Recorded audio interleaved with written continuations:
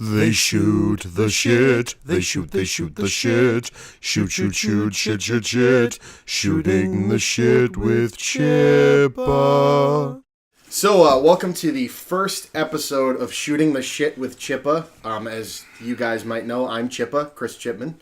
I'm here with Fred Niell, a colleague and great friend, and my wife Sarah. And Fred's got some interesting stories to share with you guys about his time in college and what he's done. So I figured for those of you that are listening to this for the first time, which would be all of you, the idea of this show is kind of in the form of all the other podcasts I've been doing, where we just kind of do, long-form, fun conversation about some topic, but instead of it being something specific like Blockbuster or movies and geek culture or raising our kids, it's something new each episode. So I had the good graces of working with Fred and getting to know him, and apparently his background is even more messed up than even I know, and I've recently heard some of these stories, and my wife really hasn't, so it's going to be interesting. Hi. So yeah, Sarah, make sure they know you're here too. I'm here. It's hard to get a word in edgewise with Christopher, but I try. Exactly. So with that, Fred. And Jake's here too. And Jake's here too. I'm holding baby Jake. Hey, Jake. So Fred, introduce yourself, and remember that you are allowed to change any names to protect the innocent, but Or guilty. not Tucker Max, because fuck that guy. Or guilty. He's guilty, so Oh he's gonna man, protect Tucker. himself. Yeah, that's a whole other That's story. a whole nother story. Wow, yeah. I hadn't thought about that in a while. Okay, so I'm Fred. I went to University of Chicago. Yeah, Fred right. is here today. We've got children, and Fred is here today. Hooray! Woo! So yeah, no, I know Chris because Chris and I worked at DTI together on a whole bunch of crazy high voltage, high power projects. Fred is one of the few people that trusts me to actually be a good engineer. Yeah, sad but true. I believe you to be a good engineer. Does that count? Well, knowing is half the belief. Something not how like that The works. more you know. Oh, also, shameless plug to start. We're drinking Knowledge is ectoplasm Well, by Far From the Tree cider, and and Fred I'm is drinking Loma Brewing Company's Greek God of Hops Double IPA, which I'm is stuck in the summer, and I'm drinking UFO pineapple. nice. This ectoplasm is bright green to the point it looks like Shrek's piss, as they'd call it in Role Models. And it tastes surprisingly Better than Shrek's piss. well, I wouldn't know, but yeah. It's bell pepper, jalapeno, and kiwi cider. And super electric green. It looks like drain cleaner. And I accused Chris of trying to poison me earlier. So yeah, it's pretty good. It's just very electric looking. Wookie. Yeah. Side fact, Shrek was the first movie Chris and I ever saw together. It's electric. Pop-up video fact. Oh my gosh. Wow. So 1995 Fred is just threw up in 17 the years room. old, female, single. Yeah, that's right. Yeah, so That's my next podcast, Tinderverse with SAL? Chippa. Chatterbait.com with Chris, Chippa. SAL, sex, That's right. age 6 location. All right. I So thought that was English as a second language. hey, oh, Well, I went to- A/S/L. I signed up for a class in college, but it was not what I thought. Oh, DVD egg? What is okay. that? What is Well, that? That would be double. Double. Indeed. It's the highest pay a pornography star Why can't can you get. just say it? Double vaginal, double anal. I'm holding my son. It just seems weird. What? Yeah. Yeah. 2 and 2. Yeah, 2 and One 2. would just fall out at that point. Oh no, they're very stackable. Fallout. If you're big enough to fit 2 at once. No. It sounds like this. See? Boom, boom, boom. Oh, snap. Okay. Weird. So, This is already the funnest podcast I've done. I know, right? He So says that about every podcast. Shut up. that's what He's supposed to feel special. You're the only one. Chris makes me feel special. Aww. All right, so Makes me feel the worthless. the way that oh snap. That's not fair. Wife comment. I'm just kidding. So He let's- makes me feel valued. Aw. Okay. Okay, I'm going to refer to you as Drederick Tatum for the rest of this. So the reason that that Chris wanted me to talk, on this podcast was because I have a relatively fun college story that not a lot of people have heard, and it's actually going to be in a book in the springtime. So that's kind of cool. But And I helped edit it. Yeah, actually. Yeah. It's shake and bake, and I helped. Nice. It's good. Let me see, in 2010 or 2012, Popular Science magazine voted it to be the number 3 greatest college prank of all time. Oh, yeah, we need to preempt that by we're huge nerds. Yeah. I know you guys listening to this probably know that already. Surprise. But this isn't like one of those, well, it probably did involve drinking. But this isn't one of those, oh man, I got drunk and, pushed a car off the roof of the quad kind of stories. Well, that was the year before, but yeah. Yes. Yeah, so basically... I mean, Fred, you were on an episode of Stephen Hawking's World. Stephen Hawking's Universe. Whoa. Whoa. Yeah. Which is that's awesome. true. Look it up. I do actually have IMDb credit for that. Like, I am in there for that. Were you nonsense. like 12? I was 19. No, I know. 19, yes, 19. Yeah, so the deal is, I'm a gigantic nerd, like Chris. I'm actually a physicist by training, but I pretend In to be bisexual preference. Indeed. I pretend to be an electrical engineer professionally. I also pretend to be an electrical engineer. No, you pretend to be a mechanical engineer. Oh, snap, wrench dragger. But I'm also a client. Yeah. And so I all of my training is in physics. So I went to grad school, University of Michigan in physics, and I went to undergrad at University of Chicago. Now, U of C, as it's known, is In a octagon, right? The way that most people introduce the University of Chicago to people who don't really understand how crazy it really is, they say, just like the T-shirt says, where fun comes to die, and it's true.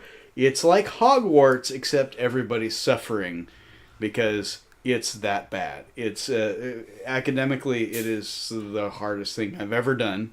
Jesus. And it's I worked harder in undergrad than I ever did in grad school or in my professional life.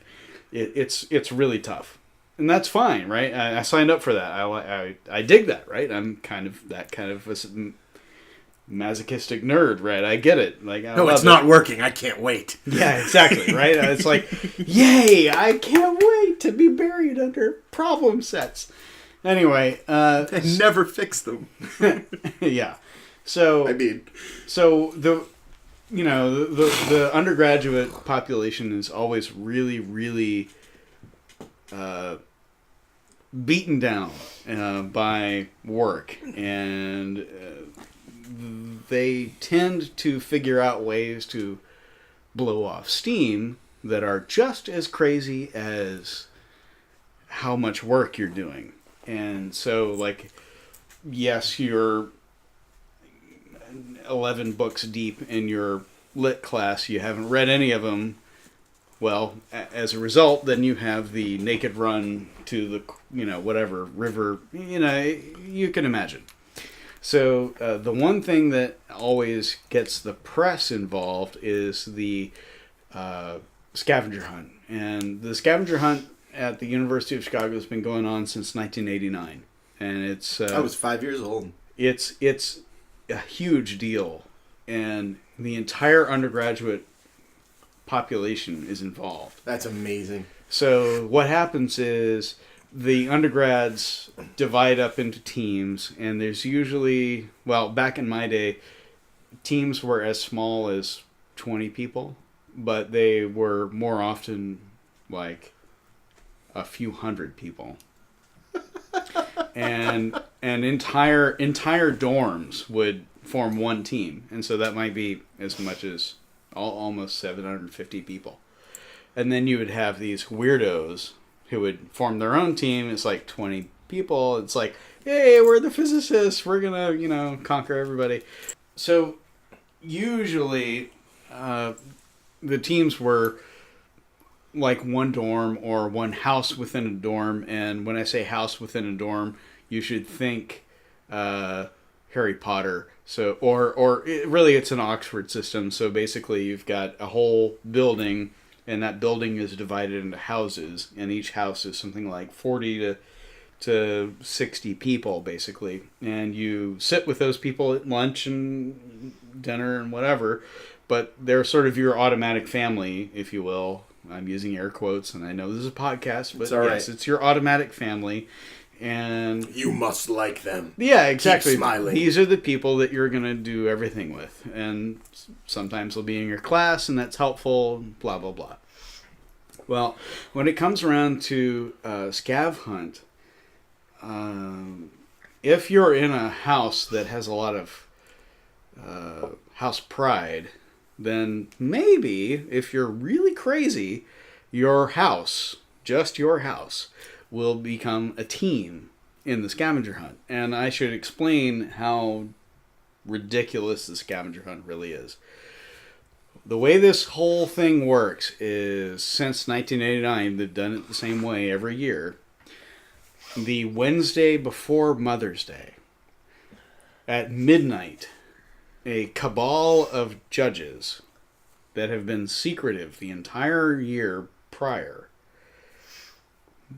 convene and invite the representatives from each team to assemble in an undisclosed location to get briefed on what the list is for this year. This is freaking awesome. And so at midnight, you get this list, and then you're supposed to take the list back to your team and go and do the stuff. So every year, there's always a road trip, and the road trip, well, in my day, it was you couldn't go more than 2,000 miles away from the college, but usually that was what you did. You drove 2,000 miles away for the road trip, and there was things along the way that you were prescribed by the list, and you had to take a picture of this or steal a napkin from this waitress at this crazy roadside bar, and blah blah blah, all kinds of nonsense like that. And the more elaborate the question, the more points there were, right? Like any scav hunt.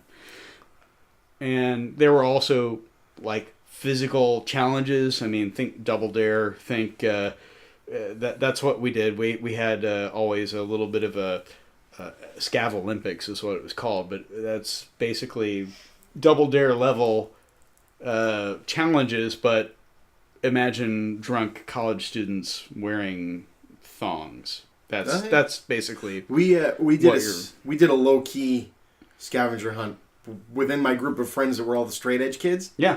Which it was they were the best at coming up with the most crazy shit, right? That's how it works. And my favorite was always convince someone in public to change clothes with you. Yeah. More points for how crazy you got. Yeah. We also had the get the person at Carvel to write the dirtiest thing you can think of on a cake and still let you take it. Yeah. One team did I slept with your wife. The manager came out and wouldn't let it leave, but let us take a picture with it. He said, I know that you guys are probably fucking around, but we're liable. That's fantastic. We did Cherry No More Pop for our friend Ray, who they said, he's been in a coma and he's finally getting out. So he's been in a coma since he was 15, and we're going to take him out for a good night on the town and, make him a man. And they had to... So what's the cake need to say? And the poor girl, she was so into it, and they go... Well, when you say cherry, and she goes, yeah, no, and they go more, and she goes, that's pretty funny. And the worst ever, which we made ourselves. But the best. But the best because we gave it to a girl at a party, and her reaction was, yeah, and high-fived us, was happy 5th abortion. Oh, snap. Yep. Yeah. So that it's not as good as your story, but that's my... Ours were far less elaborate.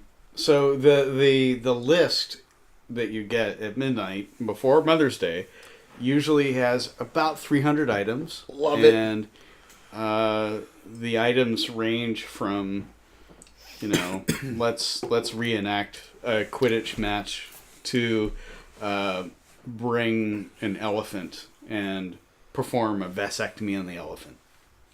I love it. Right? Did someone pull that off? Well, no, but somebody did bring an elephant. I mean, it's not that hard. You just have to go get the elephant. Be nice at the zoo. The hardest part is getting the elephant. That's the easy part. Yeah, right.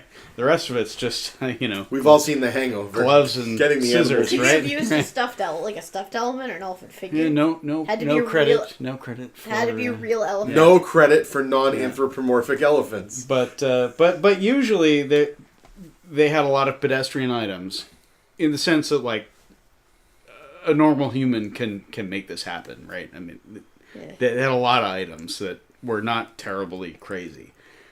But every single year, there was always one item that was way over the top. In the sense that they scored it with a stupid number of points. There's no way you could possibly get it. And the difficulty was through the roof. Like, there's just no way possible that this could happen. I'm actually, because it's been a number of years, I'm drawing a blank on some of the other crazy items like that were over the top. Such as elephant. Yeah, elephant's pretty goddamn over the top. Yeah, that to give you an idea, that's not the over the top thing. Yeah, Sarah, you have no idea. Wow. Yeah, my last year. So listeners, you have no idea where this is going. Yeah. so I could preface this with saying like, my first year, one of the crazy items was to build doing the air quotes again. I know, I can't help it. One of the crazy items was to build a bridge across the Midway Plaisance. So the Midway Plaisance, for those who've never been to University of Chicago, I know the Midway Plaisance. The Midway is a 10-block long park that is remnant of the Chicago the World Exposition, which happened in Chicago in I guess 1893. It's not small. It's big, right? And it's an entire block wide. So the item was build a bridge across a block. Literally, an entire block. And we read between the lines and said, well, a bridge, doesn't have to be something you drive a car over. Maybe just one person can go across it. And so what me and my team did to solve this riddle was I got 500 feet worth of static rope, tied it to a tree on one side, and then dragged it across to the other side, put a shackle on the near side, and then attached the other end to the bumper of my truck and drove until it was tight enough to suspend a person. And then a person could just go hand over hand the entire length of the rope, and, well, wow. Technically that's a bridge.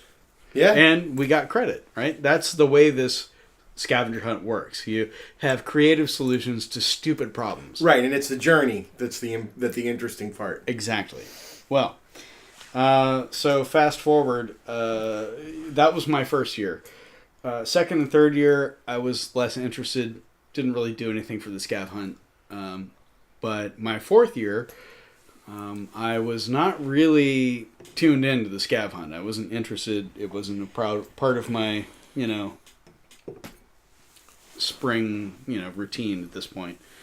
But the list dropped on a Wednesday, and I wasn't really paying attention. And Thursday morning, I wake up and go down to the dining hall, and there's this guy named Connor, and Connor's now a writer. He's really quite successful now, but Connor was practically pissing his pants at 7 a.m. And he was saying, Fred. I'm not kidding. Fred. what about the reactor? The who's a what's it? The reactor? Excuse me? What are you talking about? It's like, you haven't seen the list. Like, no, I haven't seen the list, Connor. Explain to me what you're talking about.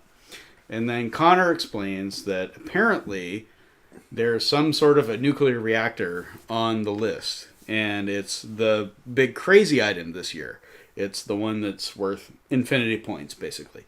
And Connor thinks, because I am a physicist and my roommate at the time, also a physicist, like, we could probably pull this off, as far as Connor's concerned. You got this. And He's we're like, the best marketing person ever. Yeah, it's like, yeah, so what exactly. was the thing, to build a nuclear reactor? Well, yes. So the the list item was, and I'm going to misquote this, but it was something along the lines of, build a breeder reactor. Like every good Boy Scout, you should get your Boy Scout credit.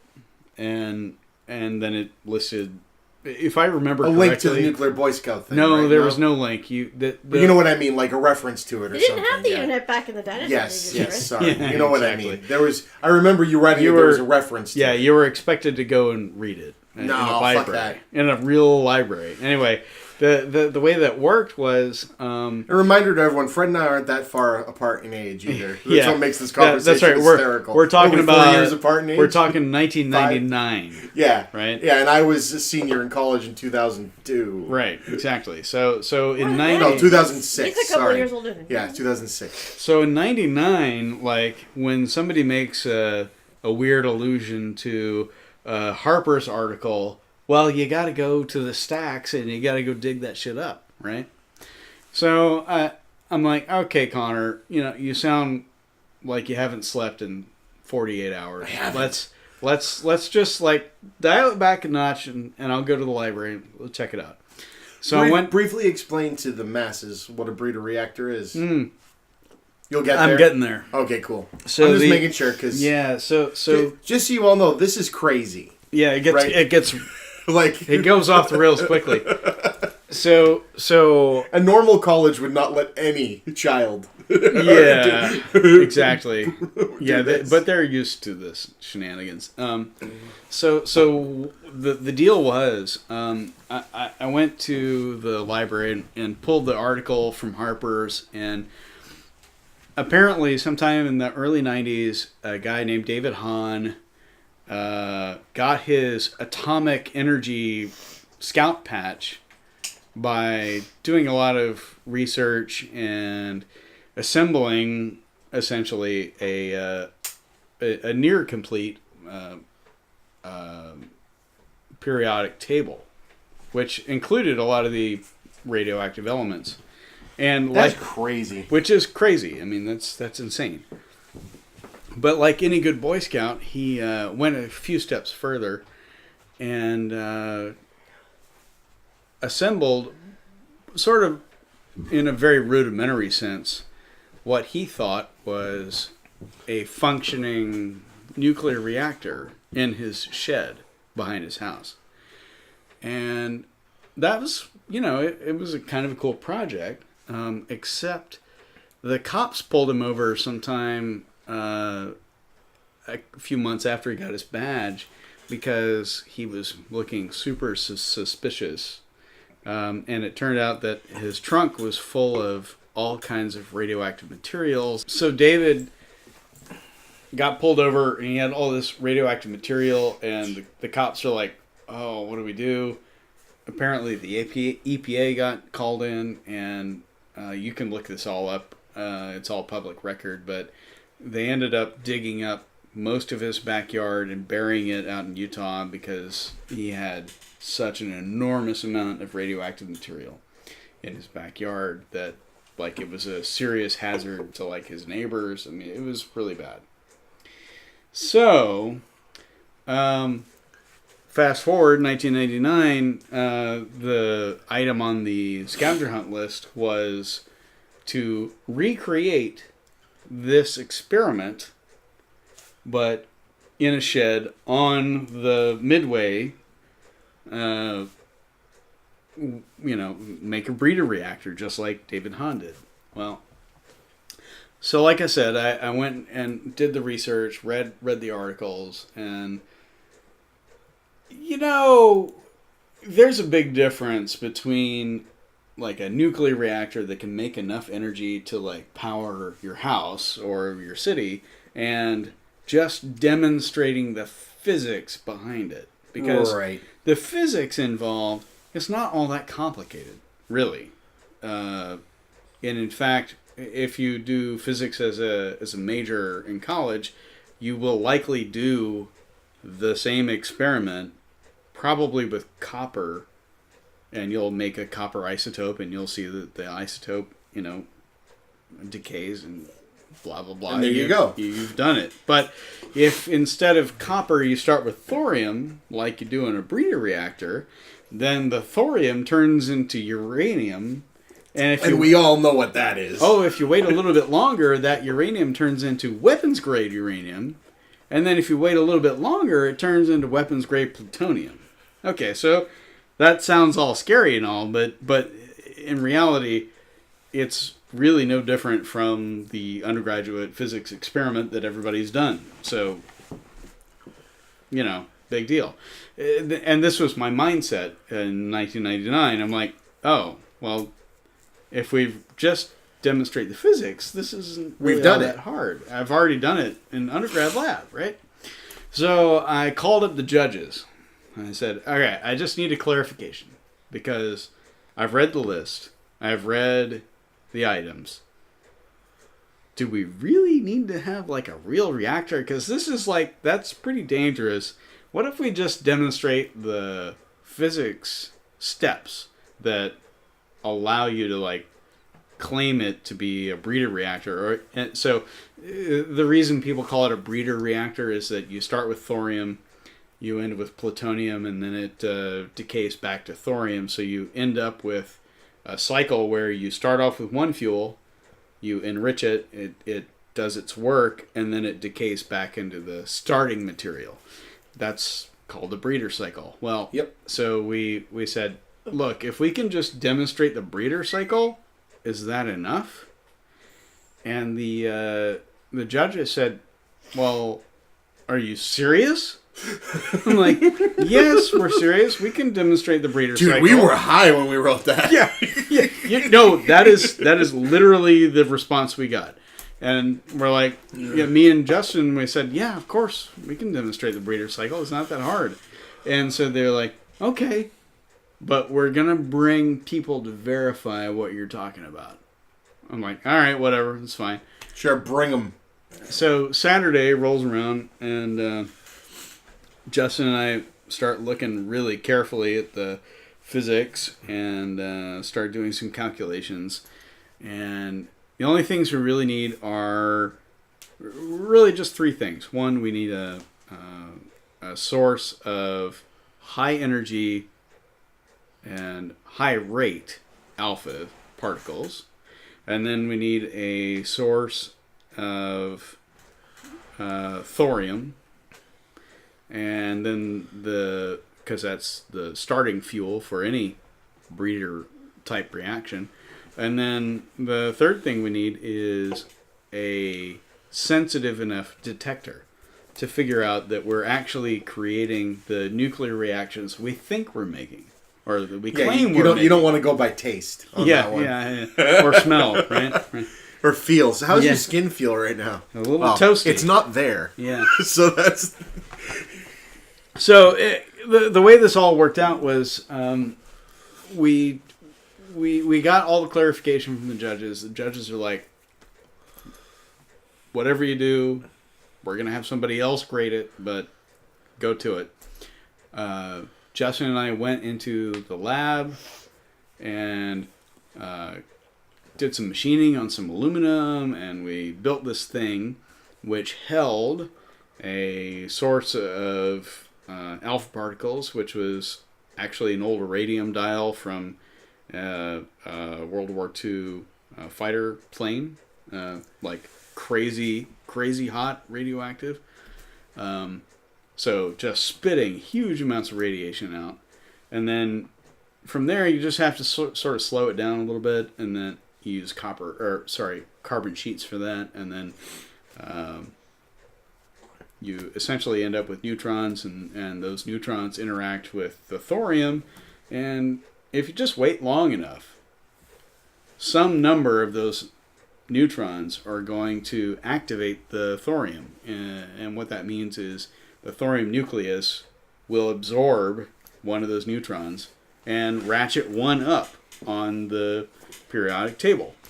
This is how activation works. This is how a nuclear reaction works. So chemistry. Nuclear chemistry. So you wait long enough, and eventually that happens, and when it does, it kicks off a little bit of gamma radiation, a little bit of photons. So you're the Incredible Hulk. Sadly, yes. So all we did was we had a detector that would very carefully look at the energy of the gammas coming off, and then there are published tables that tell you exactly what's happening based on the energy of those gammas. So that's all we did. We just waited. We assembled this thing and we just waited. How big was it? This was about 18 inches long and 4 inches tall and 4 inches deep. So, you know. And you built a shed around it, or did you transport something? Oh, I missed a good part of the story. So, this is why I'm a good host. Exactly. So the whole funny part of this story is Justin and I, we were both physics undergrads. We shared a about 2,000 square foot dorm room, the two of us, and we had a door between my side and his side. And on Saturday morning, when I convinced Justin, we should really do this, he's like, all right, well, I don't really want it in my room because this is kind of radioactive. This doesn't seem like a good idea. And I said, well, I don't want it in my room either. So we literally flipped a coin, and Justin lost the coin toss. The coin toss. Yeah, he lost. And so we assembled it in his room. And he didn't sleep in his room that night, actually. And that's why Justin's still with us, funny ladies story. and gentlemen. No, he's got a kid now. The kid's totally normal. Everything's fine. Don't worry. But yeah, like he literally lost a coin toss, so we built it in his room. And we set up a bunch of equipment. Now, when I said we needed a sensitive detector to figure out that we'd actually done the nuclear reactions we said we did, that's not the sort of thing you can pick up at Radio Shack, right? Don't tell Marcel that. Yeah, you can't fake that. So just use a clamp on, friend. But we already knew what we needed because we had done the same damned experiment as an undergrad. So we went to the undergrad lab coordinator and said, "Hey, listen, Van, is there any possible way that we could borrow some equipment for the weekend for an experiment?" And we were very particular. We need the pulse height analyzer, we need the proportional tube, we need the high voltage power supply for the proportional tube, we need the front end amplifier. And he's like, guys, this doesn't sound good. We're starting a band. Yeah. And so Van said, very, very alternative rock. Yeah. So the lab coordinator, Van, said, guys, you can borrow this, but if anybody comes knocking, I've never met you. I have video of the guys who stole it, and I'm pretty sure that it's you. It's like, yeah. Okay. I know exactly what you're doing, okay. And I don't like it. That sounds great, Van, thanks. And he's like, just don't break it. It's like, okay, no problem. We know how to not break it. Yeah, yeah. So we set it up in Justin's room, and sure enough, just like we expected, after 8 or 10 hours, we had a few thousand atoms of weapons-grade uranium. Which is just fucking insane. Well, Like, no, you know what I mean? Just thinking about it. You know what I mean? It's not insane from it just makes sense. But well, yeah, so the actual, of course, it's scary to say, oh my goodness, we had weapons-grade uranium in our dorm room. Which you made. Which we made. Which is even cooler. But at the end of the day, we're talking 3,000 atoms. A gram of uranium is going to be 10 to the 18th atoms. So we're like 10 to the minus 13th gram. Like we're so far down, like there's nothing there. Right. But it's super cool that you did But it. it's cool that we did it, and we had legit proof. So when it came time to actually have the judging, the judges from the scav hunt called us at 8 a.m. on Sunday morning and said, "Hey, are you guys ready?" And Justin and I were like, "Who is this calling, and what are you talking about?" And they explained, "Oh, we're talking about the reactor stuff." And we're like, "Oh, yeah, we're ready. It's done." Are you ready? And they said, "Okay, we'll be there in 30 minutes." I'm like, okay, this is all very cloak and dagger. I have no idea what's going on. Well, 30 minutes later, we have to buzz in a bunch of random people to the dorm, and it turns out that one of the judges' dads happened to be a nuclear engineer at I think the Kansas City reactor facility. And so we ended up hosting this legit nuclear engineer in our dorm room on a Sunday morning. And this poor guy, he comes in and he has no idea what he's getting himself into.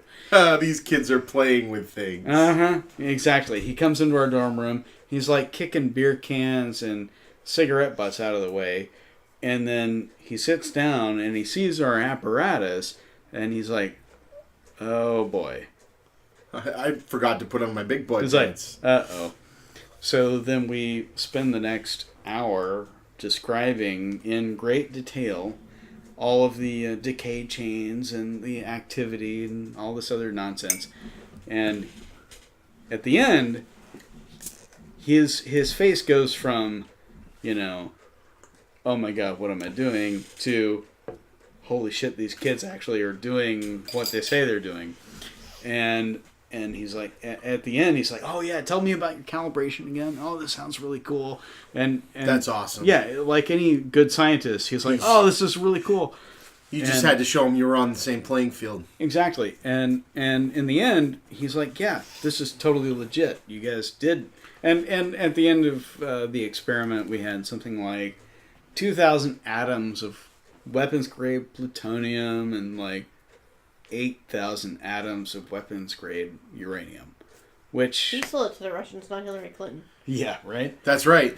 But at the end of the day, like, we have legit proof. There's no going against it. Yeah, well, like, we actually made it. And yeah, so after the judges had sort of gotten their handshake from the professional nuclear engineer, they said, "All right, guys, just move your shit out to the shed out on the quad, and we'll give you full credit." Well, that's what we did. We had That's the photo, right? Of you guys wearing suits. Exactly. Yeah. So there's a whole other sub story where we ended up going to Fermilab and borrowing some suits. And then we went to a nice liquor store to buy some really good champagne, and so you could inaugurate it. Exactly. And we had borrowed a little gasoline generator so that we could have decent tunes in the shed. So Justin and I basically spent the whole day drinking champagne and watching yourselves make more weapons-grade plutonium. Exactly. Like, all we did was watch the little peak go What have you been doing today? Oh, man, I got wasted and made weapons-grade plutonium. Exactly. What did you do? Exactly. we had awesome music, and Ladies and gentlemen, just a reminder that you're hearing this conversation. Both Fred and I are married and have children. Yeah. So there's hope for all of us. Yeah, What that's happened right. to this plutonium? Oh, it's a good question.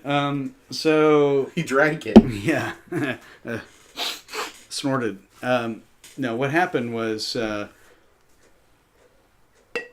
the end, after we had taken all of our final data, and the experiment was over, basically, I was already working at Fermilab, and so at Fermilab, if there's something that's radioactive that's waste, well, you just throw it in one of the thousands of yellow 55-gallon drums that get buried out in the desert every month.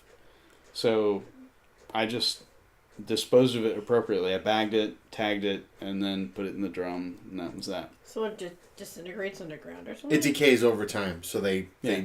bury it so it can't affect people. Yep. Okay, basically. so it's not like littering or ruining the place. No, No. they're doing it legit. Like Yeah. that's the. But the Hey, decay It's still doesn't- technically but the littering. decay doesn't hurt the planet, though. No, No, that's why they're burying it. And actually, the amusing argument there is, well, that radioactive material, well, it came out of the ground. It's in the naturally first place, occurring. so Yeah. it's going back into the ground. So yeah, it's sitting in Utah somewhere now. So then you guys got, like, was it national news? Was it local? Like, there was definitely Yeah, so interest, right? Probably more so than yeah, there was just the college talking about it. Yeah, there. So every single year, the UFC has some amount of national media presence for the scav hunt, and in previous years, like the local NPR station would like devote an hour to it back in the day, which is kind of cool. And then one year, CNN did a few minutes about it. But in 1999, there wasn't really very much video. But that year, the New York Times came. That's And awesome. So the New York Times came, and there were several sort of headlining cool things that were going on with the scav hunt. And one of them was a keg toss. And just a legit keg toss, right? Nothing exciting about it. Those are awesome. Exactly, but it, you would assume that everything that's attached to the scav hunt has some sort of a nerd flair, but no. If it's a part of the Olympics, no, it's just a straight up keg toss. So now this was your thing was part of your house, right? So you guys were doing, or were you just a 2-person team and decided you'd win it on your own? No, so the way What happened that to the worked. Connor kid? Yeah.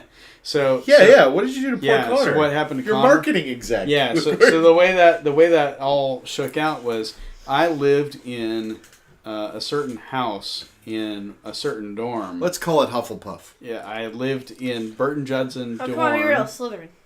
Slytherin. Yeah, I'm far too nefarious for that. I lived in a house called Matthews for all 4 years, and Matthews was always a little bit of a renegade dorm house in the sense that they never, ever participated with anybody else on anything. They always went alone. So my first year, 1995, Matthews was their own team. So it was Matthews against everybody else. And that year, that was 40 people against 3,000. And my last year, that was, 47 people versus everybody else. And there were huge teams. Some of them, the biggest team was probably Breckenridge, I think. And I think there were like 900 people. Holy shit. So it was me and my 40 some other housemates versus 900 people. And the only way that a team that small can actually compete is down one. is if big you do one. the Hail Mary. Yeah. Right? And the Hail Mary that year was the insane, there's no way anybody's going to do this. Let's build a nuclear reactor on the dorm quad. And Justin and I were like, fuck it, we can do this. Like, this isn't that hard. And you did it. And we did. And as soon as the scuttlebutt got around the university that we were going to do it, the points value of that one item got reduced immediately from like literally, I think if I remember right, it was like 11 factorial.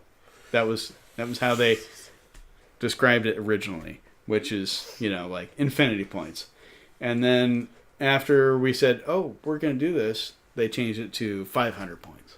Well, that year, 1999, Matthew's house, we got second place. Holy shit. Exactly. Against everybody else. How did you get second place when you did the Hail Mary? Because they reduced it to 500 points. Yeah. But still, that should have been the most points. There's they 300 did it items. to make it a competition. So yeah. There were 40. What did the first place team get?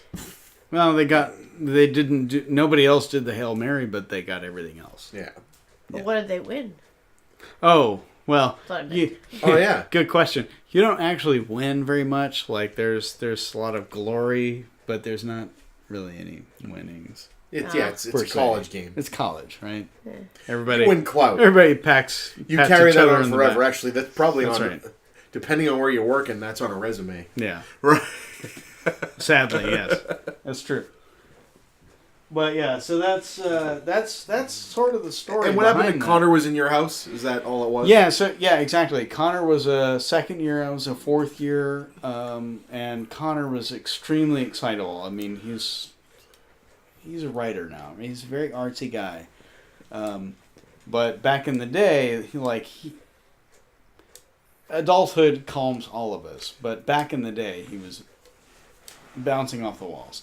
And when he came to me at 7 a.m. on a Thursday, he was like his teeth are bleeding, kind of crazy, excited about this. So, yeah. That's crazy. Yeah. So, what's the name of the book? Oh, God. Yeah. So the name of the book, I think, is... No, it is. We Made Uranium. And the title comes from a small detail of the story that I mentioned. When Justin and I had proof from the instruments that we had actually legit made uranium from stuff underneath my workbench in my dorm room, we were understandably excited. So it was 3 a.m. On a Saturday. As all the best things happen. Yeah. And so we started running up and down the hallways of the 4th floor screaming, "We made uranium." And, at this point in the year, this is spring, pretty much everybody in our house, they had come to expect this kind of nonsense from me and Justin because, college and science. So yeah, that was pretty much par for the course. But when you scream something like "We made uranium," people listen more than, "Oh, Justin's electrocuted," or, "Fred's on fire," things like that. I drank the whole thing. Exactly right. People ignore that. But when you say "We made uranium," then, yeah, people listen. And that's actually the title of the book. Die. Yeah, that's what comes next. Pretty much. That's the title of the book, is "We Made Uranium." And so where are people going to be able to get this thing? Is this going to be legit? Yeah, it's part of University of Chicago Press. It should be available on Amazon and local booksellers in March. Can't wait. Yeah, I March. want one. Yeah. I'm going to get one. I'm going to buy one. I think it's freaking awesome. Yeah. So is it only about your story? Or No, so because like is I it said, kind of like under the subheader of "and the scav hunt of 1999"? no, it's actually a lot more broad than that. So like I said, the scav hunt's been going on since 1989, and my story is kind of cool, and it's got all kinds of crazy stuff going on with physics, and actually the FBI got involved at one point. Like, it's a really long story, but that's just one story, right? And the whole history of the scav hunt is as insane as you can imagine. There have been 2 movies, feature-length movies, made about the UFC scav hunt already. Yeah. Well, do you know the names off the top of your head, or you? The Hunt is one. Yeah. And I've forgotten what the other one is called, but I mean, it's sort of like ripe for people, documenting. And you can imagine my year was only like just one. There's a whole book worth of other nonsense. And so that's what that book is. It's a whole book of crazy college stories, but like turned to 11. Nice. One of the cool things about the scav hunt is it's understood that all the undergrads are going to be crazy for this Wednesday to Monday. And so all the professors, they don't really assign homework. Just accept it. They just sort of like turn a blind eye. And more tellingly, the University of Chicago Police Department, like the Chicago, separate from the Chicago PD, but the college police, like they are on a very tight wire that whole, weekend. Like anything that's going haywire, as long as nobody's getting hurt, they'll basically make sure that the Chicago PD doesn't come and do anything. We're here to keep you from killing yourselves, not to be jerks. And from getting arrested, because whatever you're doing is probably illegal, but as long as nobody's getting hurt, it's fun. The CPD doesn't need to know about this, right? And that's awesome. Yeah, so what happens when you go 2,000 miles out of jurisdiction? Yeah. Like it gets real, and people get arrested every year. Like it's really insane. I mean, really, completely off the hook. I had my own run-in with the police. I was borrowing a semi truck for a few moments, and maybe there was something that happened, and whatever. But nowadays, it's all been expunged. It's fine. But it's fine. There's no record. Fine. There's nothing. It's fine. But everything's fine. But this scientist. I am a scientist. It's always I'm fine. always fine. Exactly. So you can imagine, like, that's what's in this book. So I'm actually looking forward to seeing what my friends wrote about their experiences, because I'm sure that they have different memories of various events. My memories might have been clouded. Maybe. Why? Why would about they be clouded certain at things? all? I don't know. But yeah, that it was a cool time, and the scav hunt is a really neat tradition, and I'm really glad that it hasn't been squashed. Yeah, I was gonna say, you talk 1999. I could imagine a post 9/11 America just going, "Yeah, guys, no." No, it is crazy. So I still do alumni interviews for Chicago. So each year I probably talk to a dozen or more undergrads high school seniors who are thinking about going to University of Chicago. And it only takes one decent Google search to figure out that the person that's interviewing you is the guy from the reactor, blah, blah, blah. And so I would say half of the kids that I interview end up asking me about the reactor stuff. And is that real? And tell me about the scavenger hunt. And tell me about how fun goes to die, but you still are able this to do funnest thing that I've this, ever heard of. Like this is insane. It's blowing my mind, right? That's pretty much Work hard, play hard, right? That should really be the T-shirt, not where fun comes to die. Work hard, play as hard as you possibly can, and You'll not be fine. die. You'll You'll be be fine. Yeah. Because you're a scientist. Maybe. Probably. Let's Statistically be speaking, real. you're probably a scientist. That's awesome. Yeah. So that gets to the end of the making weapons grade plutonium. Indeed. So what else we got? Tell people more interesting stories. We got a little bit more time. Oh. Or in the middle of it, plug what you do, dude. You are self-employed, right? Yeah, You're the Nielltronics man. Yeah. The world of science with Fred Niell. Yeah. So what's crazy? Yeah. Thanks. Nixie tube stuff. So the crazy part about what I do, and honestly, our boss Marcel, I'm a physicist. All of my training is. You in keep physics. saying that. Yeah, I know, right? Yeah. Now you sound like somebody else at work, but really, I do electrical engineering for a job, which is a little bit weird, but I got started in this track where I'm a physicist but pretended to be an electrical engineer. I got started in that track my year between senior in high school and first year of college. I got when I graduated from high school, I immediately 2 weeks later moved to Batavia, Illinois, and started working at Fermilab.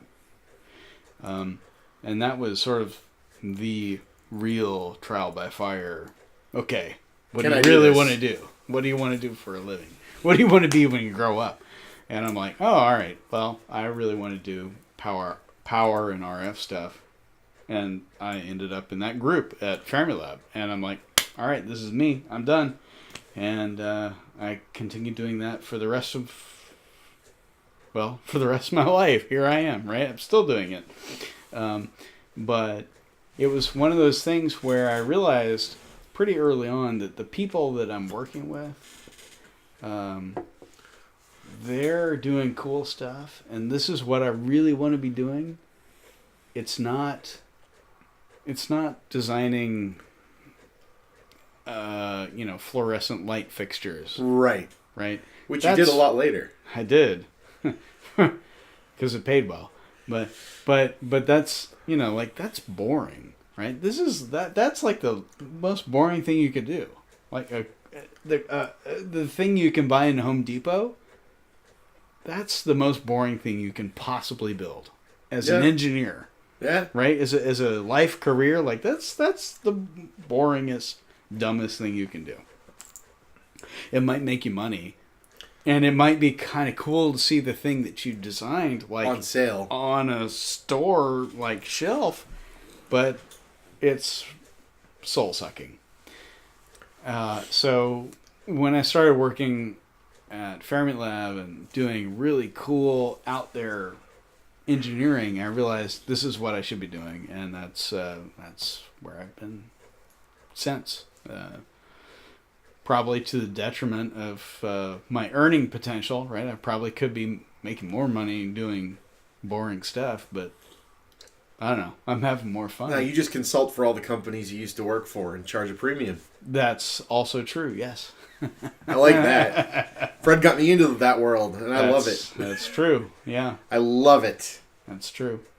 It's wonderful. So, do you want to talk about that clock? Oh, yeah. So, let's see. Something I helped make. I know, right? Useful. So back in 2002 or 2003, there was an article in EE Times about Nixie tubes being used for something other than frequency counters from the 60s. And Tell the people real quick what a Nixie tube is. Oh yeah, so a Nixie tube is developed by the Burroughs Corporation. Nixie is actually sort of an acronym for Neon Indicator Experimental Number 1. NIXI, whatever. And basically, it's just a vacuum tube, right? It's just a vacuum tube, but instead of having, basically what amounts to a transistor today, instead it has a little mesh in front that you can see through, and that's the anode, and then there's 10 cathodes. 0, 1, 2, 3, 4, 5, 6, 7, 8, 9. And each of those cathodes you can illuminate by grounding them. And so it makes a really quite pretty neon shadow, or not shadow, but a neon, glow of the number that you've grounded. So it's like the most geeky, super hipster way, super retro of making like a retro. Yeah, it's great. Digital crazy, clock crazy or anything digitally. Crazy, and it looks retro. incredible. It's like steampunk vacuum tube. Yeah, to give you some, to give you some context, Bendix Corporation, they were a huge computer manufacturer in the 50s.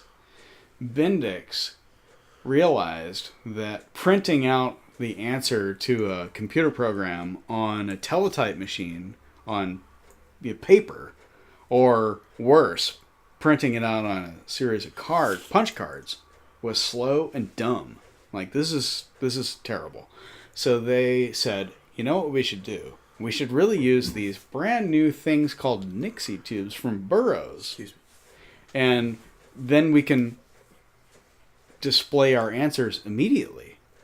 And this is before any computer was attached to a television or a CRT screen. Right. This is before that. Visual readback, immediate. Yeah, the immediate first. All it is grounding 10 bits. Yeah, exactly.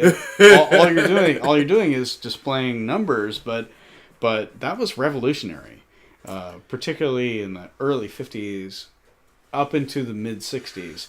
And actually, if you look at footage from the Olympics, all the way up into the mid 70s, the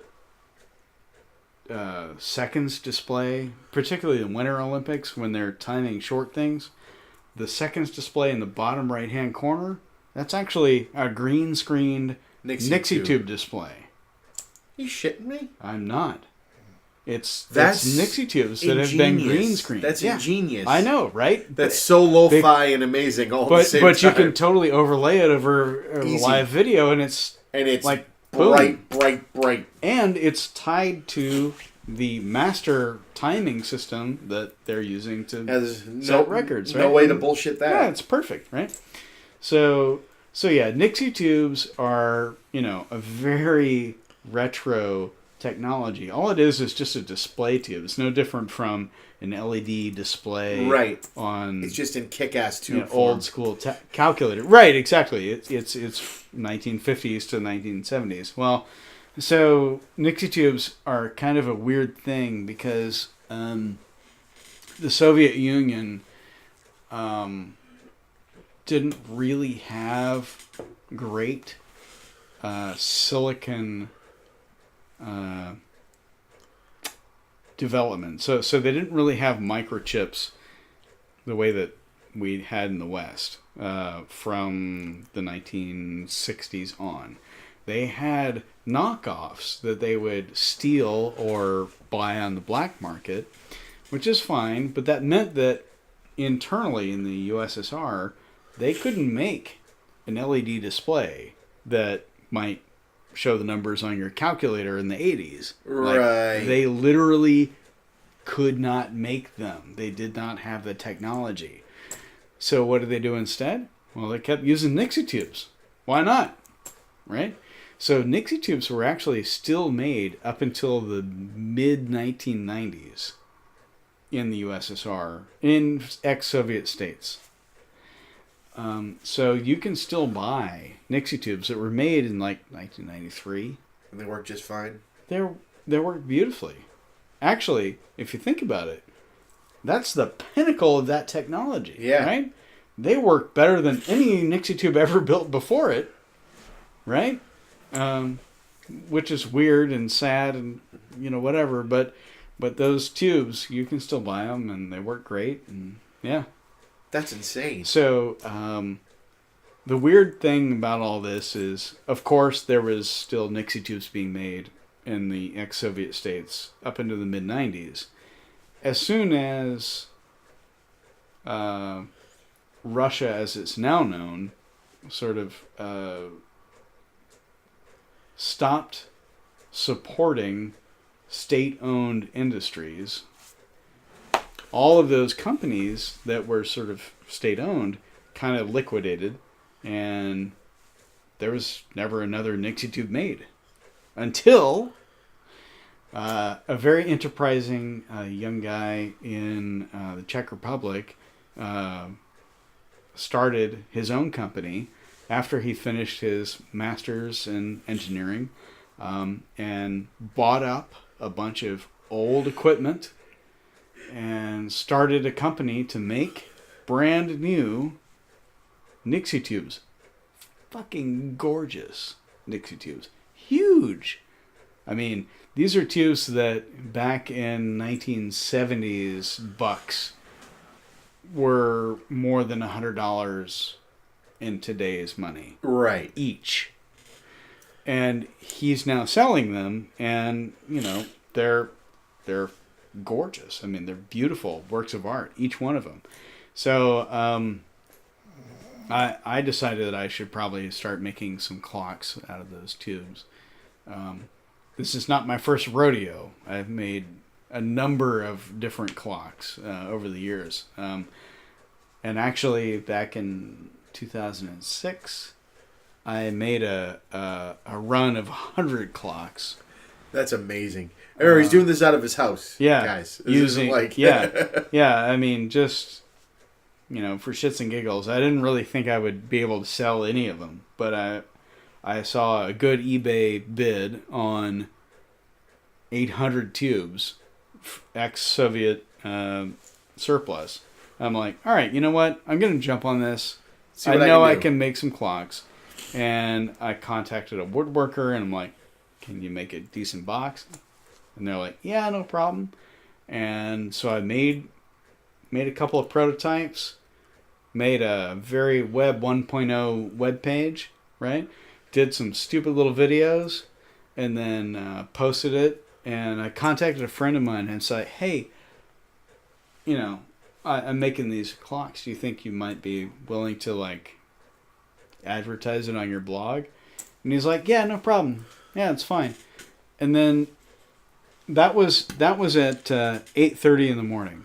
I sent off this email. 10:30 in the morning, it's number one on Engadget.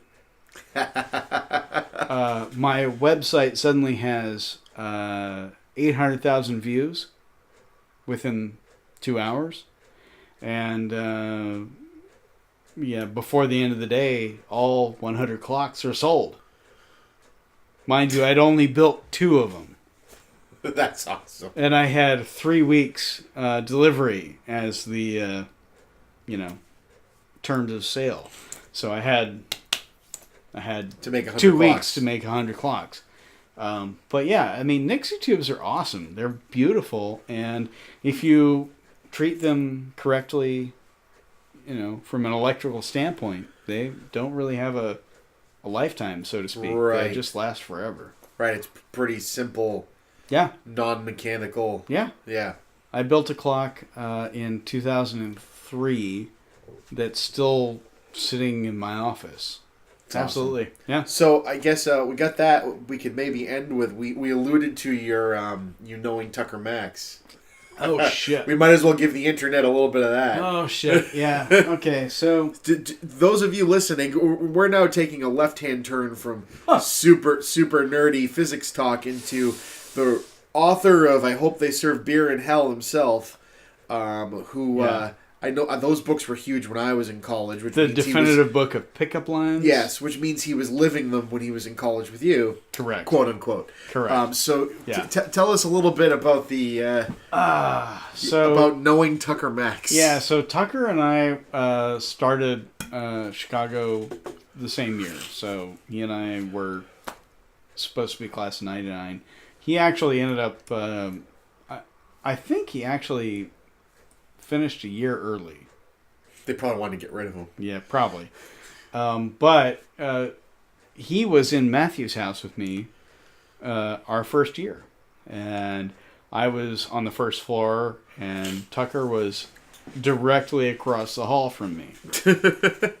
And you can imagine, if you've ever read anything Tucker's ever written, you can imagine that there was a fair amount of debauchery and a fair stream of people in and out of his room. Revolving door. Yeah.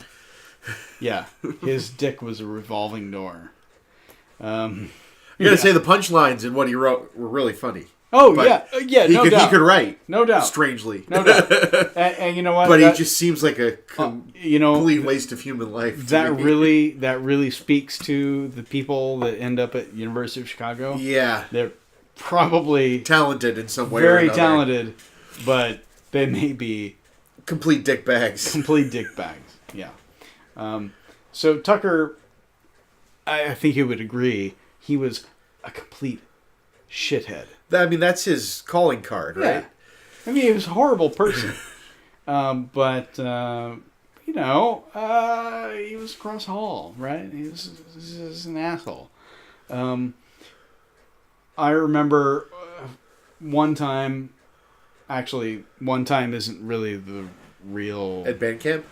Yeah. Actually, this was pretty frequent. If you were up super late, let's say you were awake at 2 a.m. Like we are right now, basically. Tucker would be in his room, and he might be playing, what was the Star Wars... TIE Fighter? FPS. Galaxy. Well, from 1990. I don't remember. Shit, I was young. Yeah, you were too little. But there was one. Yeah, one of those, one of those FPS. He was running around Star Wars, whatever. Tucker would often be sitting there stark naked. With his door open? Yeah. What the fuck? Keyboard.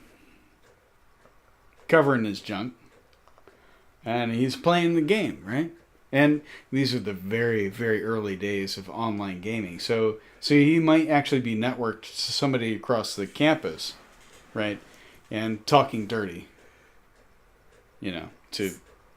While playing, with whoever it is. Good for him. It's just, he's a pioneer. He's a pioneer. He's a pioneer of toxic masculinity.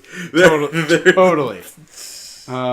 But yeah, I mean that's the kind of thing that I remember. But on the flip side, Bethany and I had our first year.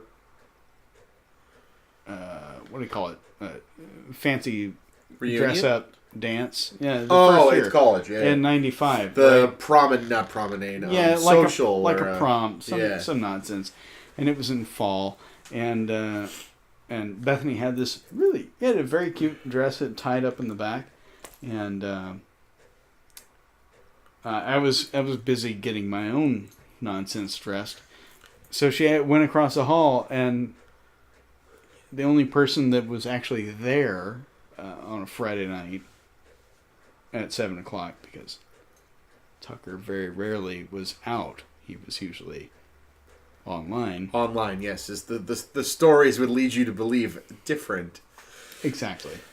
Guy can create a fable. That's right. That's what. Right. Exactly. Yeah. And I won't take that away from him.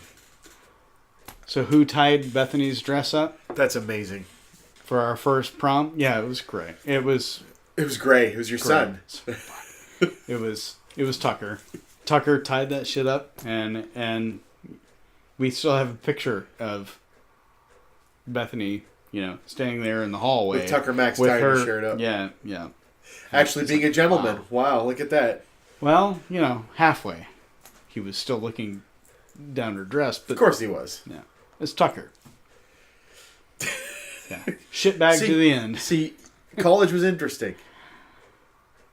I'm sure that you have an infinite number of stupid college. Oh yeah, stories. so the one other thing before we end this, because we've been doing this for a bit. Yeah. And it's late, but it's been really fun. Our scavenger hunt thing, my other favorite, yeah. my other favorite thing. Yeah. We did on the scavenger hunt was you had to get 3 items at a store that bought on their own shouldn't alert anyone, and bought together they should at least say something. Yeah. And record them reacting. Let me guess. Duct tape, black plastic bags. What's the last one? This is a good one. This is good. KY? Yeah, that's good. We had so we had 3 groups this year. One was Magnum condoms. Oh, yeah. Which on their own, just you need them. Okay, congrats. Depends on the guy. Yeah. Good job. A foot-long sausage. And a videotape. Oh. Which is pretty good. Another team had rope, a foot-long sausage, and a videotape. Yeah. These were all separate people running around on their own. Yeah, of course. I think my team won, though. Rope, Barbie Halloween costume, videotape. Terrible. Oh. But the guy didn't react. The guy didn't react on any of them. That's pretty good. This is terrible. Well, no, it's actually pretty terrible, but we were young. Yeah, but, if you're working at a university, then you're already like... Yeah, you're dead to the world, so... We also had things like... There was like a student center that had a second floor. Yeah. Looked down over a quad type area, and you had to transport your entire team from the second floor to the first without anybody dying. Yeah, that was always fun. Break into the lunchroom and drink milk out of the milk machines like a cat. Mm-hmm. Yep, exactly. There was if I had $1. elevator raves. Oh, which are fine if they're in the dorm, but even better if they're at the local mall. Like, you get everyone in on it. Yeah. That's pretty good. Yeah. Sleepy's. Sleepy's bed. What's the word I'm looking for? The thing you bounce on. Trampoline. Yeah, it's funny, particularly on universities where shenanigans are. Shenanigate is actually a verb. Shenanigate. Yeah. Is the act of committing shenanigans. That is always an issue. It seems like the university police are they're finely tuned to this. Let the children be children. Yeah. And then that's when I said, "Oh, nuclear reactor. Oh, that's a great idea." Yeah. Yeah, let me jump right in. I'm a little too advanced class for this. I might as well let everyone else catch up with me. All right, what's on here? Let's see. Keg toss. Let's see. Okay, naked lap. All right, nuclear reactor. That's safe. Yeah, score. That's not going to trigger anyone. And so sidebar. 4 years later, I was getting my first real job after grad school. And my first real job was with General Dynamics, and I was doing radar stuff. And, of course, I needed a clearance. And what do you think shows up? Oh, yeah. So this whole nuclear reactor crap. So, son. Yeah, describe to us. Yeah, so it's better than that. I was going for a relatively high clearance, so that means that they had to interview my neighbors and stuff. So they had already talked to all my friends, and apparently the FBI already sort of had a sketch of an idea of what we had been up to.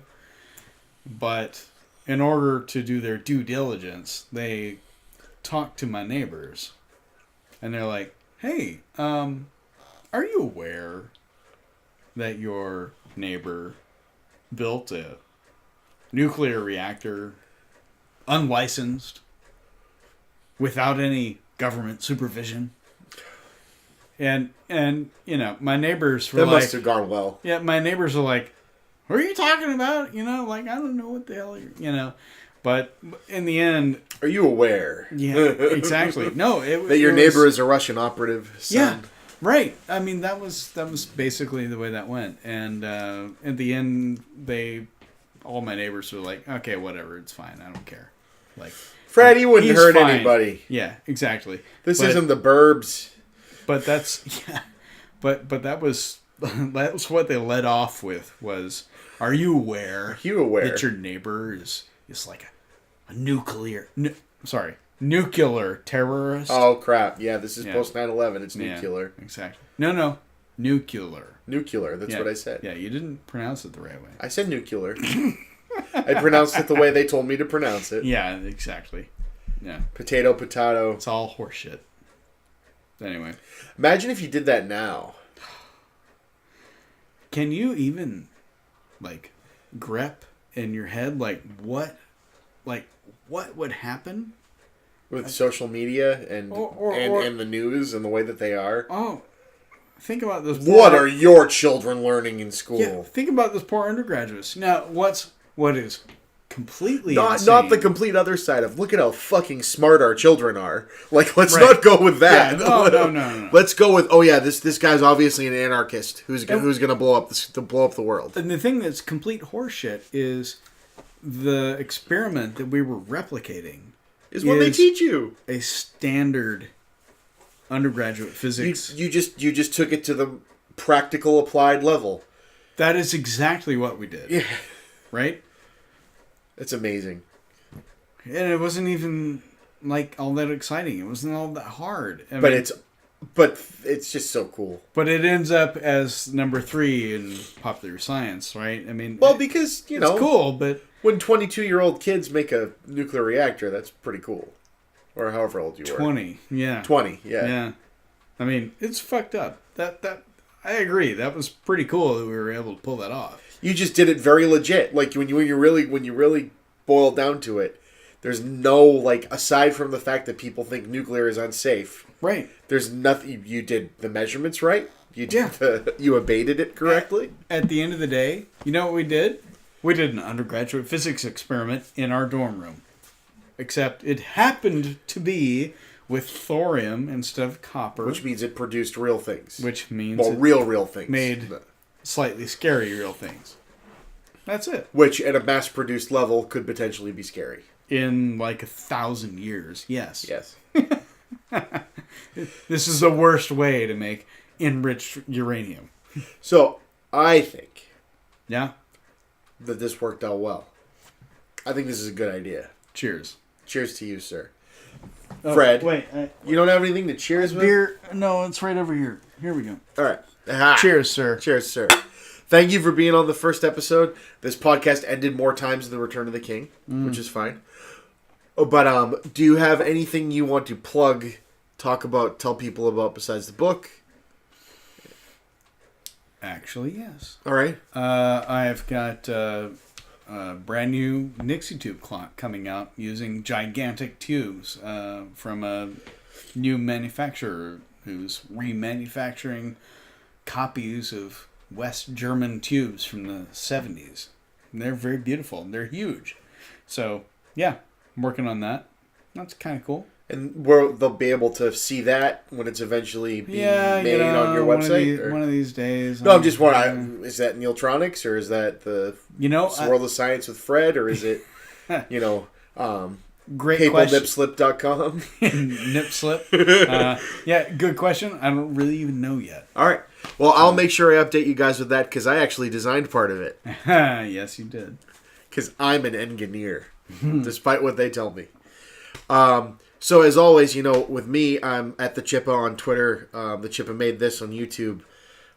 This is yet another one of my podcasts. I've got the Talkbuster podcast, which is my remembering Blockbuster and the world when we used to have video stores. The most recent episode of that you can find is about a guy that worked in a porn store. That worked out really well, so I'm trying to branch out a little bit. Fred's actually a fan, so that's really cool. I have the Chipman Brothers Tangent, which is my podcast similar to how this one runs, but with my brother, who you all know and love, Movie Bob. And I also have Creating Geeks with my wife, where we talk about being geeks and bringing up our kids and sharing all the cool stuff from our childhood. Not teaching them how to build nuclear reactors yet. Not yet. Not yet. And that's about that. So thank you all for shooting the shit with Chippa tonight. And Fred, cheers to you. Cheers. All right. And Sarah's asleep because she's a mom and it's really late.